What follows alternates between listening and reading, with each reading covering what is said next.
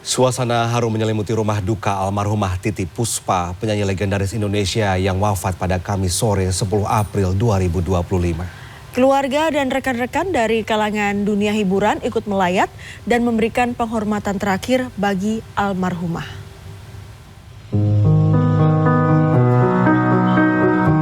Jenazah Titiek Puspa tiba di rumah duka di kawasan Pancoran, Jakarta Selatan pada Kamis malam. Kedatangan jenazah disambut keluarga, kerabat dekat, serta rekan-rekan dari dunia hiburan dan musik yang datang, memberikan penghormatan terakhir dan menyampaikan bela sungkawa secara langsung. Haja Sudarwati yang lebih dikenal dengan nama Titiek Puspa tutup usia pada umur 87 tahun. Titiek Puspa merupakan ikon musik Indonesia yang telah berjasa besar dalam perkembangan industri hiburan tanah air. Karena sepanjang pengetahuan saya, 65 tahun saya belajar jadi anaknya Titiek Puspa. Beliau itu orang yang dirinya tuh harus bermanfaat bagi sesama manusia yang lain dalam bentuk yang berkesenimanan ya tentunya ya dan lain-lain. Jadi ketika dia merasa dia sudah tidak bisa lagi, dia memang menyerahkan diri. Musisi sekaligus staf khusus Presiden Bidang Ekonomi Kreatif, Yovie Widianto menyampaikan rasa kehilangan atas kepergian Titiek Puspa.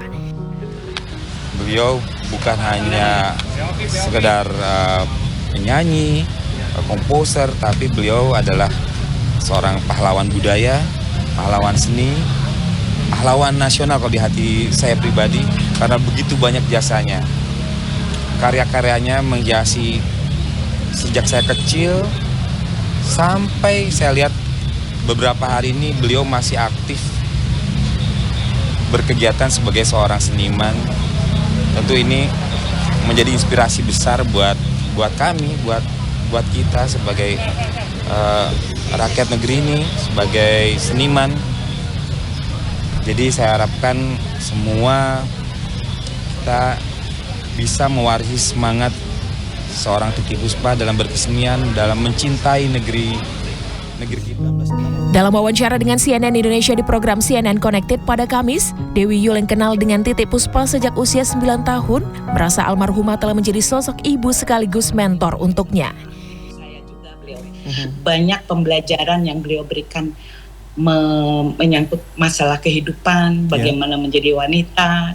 Bedak Oma Titi bilang, kamu itu sebagai perempuan tidak menarik karena tidak suka dandan. Tapi kamu harus jadi perempuan yang pintar, harus baca buku semua karena kamu sekolahnya cuma sampai SMA. Itu kata-kata yang saya ingat setelah saya selesai bekerja sama di film Gadis. Rencananya jenazah Titiek Puspa akan dimakamkan pada Jumat 11 April 2025 di TPU Tanah Kusir, Jakarta Selatan usai salat Jumat. Tim Liputan CNN Indonesia.